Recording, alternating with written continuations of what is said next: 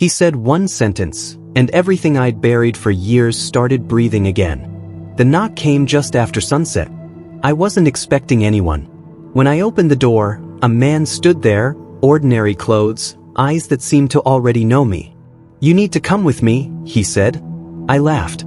"You have the wrong house." He shook his head. "No, I don't. She wants to see you. Your mother." My chest tightened. I hadn't said her name. He hadn't asked. "I'm not forcing you," he added quietly. "But you won't forgive yourself if you don't come." I followed him, though I didn't know why. Guilt, fear, hope.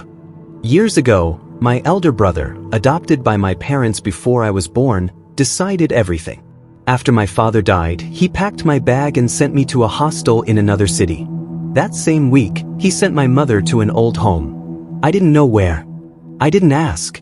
When I returned to the city years later, the house I grew up in was gone. Sold. Empty. Stripped of memory. Neighbors avoided my eyes. Some pretended not to remember. Others whispered it had been long ago. No one could tell me where my mother went. And now, this stranger stood at my door. The old home was smaller than I remembered, quiet in a way that made my chest ache. Dust and time filled the air. I saw her before she saw me. My mother, smaller, older, fragile.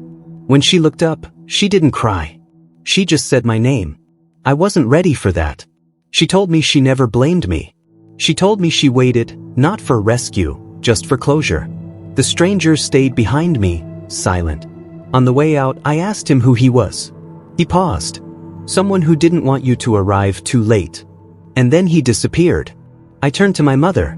For the first time in years, we sat together in silence. No words, no explanations, just the shared understanding that some wounds heal slowly and some truths need time to be faced. I realized that the past isn't only about mistakes or loss. Sometimes, it's about forgiveness, patience, and finally allowing yourself to reconnect. Some mysteries aren't hidden in walls or objects. Some live in the choices we avoid, the past we bury, and the conscience we ignore. Sometimes it doesn't knock gently. Sometimes it knocks so you finally listen. If the past finally came looking for you, would you open the door? If stories like this stay with you, subscribe.